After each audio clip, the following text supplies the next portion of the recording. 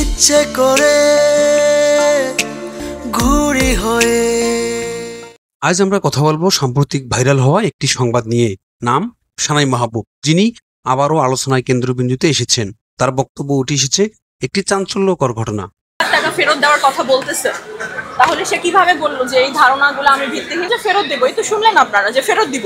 প্রথমে আমাকে 5 জন ভোগ করেছে, আমি অনেক চিৎকার করেছি, কিন্তু কেউ আসেনি। এই বক্তব্যকে ঘিরে চারদিকে চলছে তুমুল আলোচনা।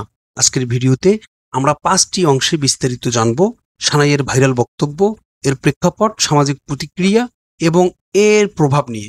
সানাই মাহবুব বাংলাদেশের আলোচিত একজন মডেল ও অভিনেত্রী। তিনি সবসময় তার খোলামেলা বক্তব্য ও সামাজিক যোগাযোগ মাধ্যমে ভাইরাল ভিডিওর জন্য আলোচনায় থাকেন।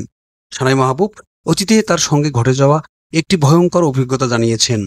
প্রথমে 5 জন একসাথে আমাকে নির্যাতন করেছে। এই বক্তব্য বাংলাদেশের বিনোদন অঙ্গন থেকে শুরু করে সাধারণ মানুষের মধ্যে তীব্র প্রতিক্রিয়া সৃষ্টি করেছে। কেউ তার প্রতি সহানুভূতি জানাচ্ছে, আবার কেউ বলছে এটি শুধু আলোচনায় আসার একটি কৌশল।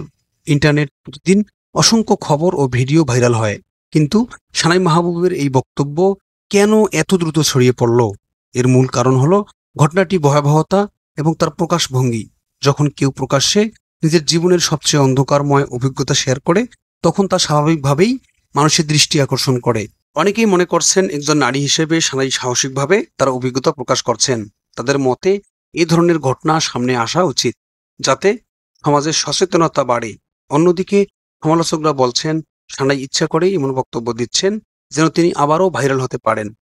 সানাইয়ের বক্তব্য প্রকাশের পর বিভিন্ন online news portal, YouTube channel এবং টকশোতে তাকে নিয়ে আলাদা সেগমেন্ট তৈরি হয়েছে। এতে একদিকে যেমন দর্শকের আগ্রহ বেড়েছে, অন্যদিকে বিনোদন জগতে নতুন করে বিতর্কের জন্ম হয়েছে। এরকম নিত্য নতুন ভিডিও পেতে চ্যানেলটিতে লাইক, কমেন্ট এবং সাবস্ক্রাইব করতে ভুলবেন না। ধন্যবাদ।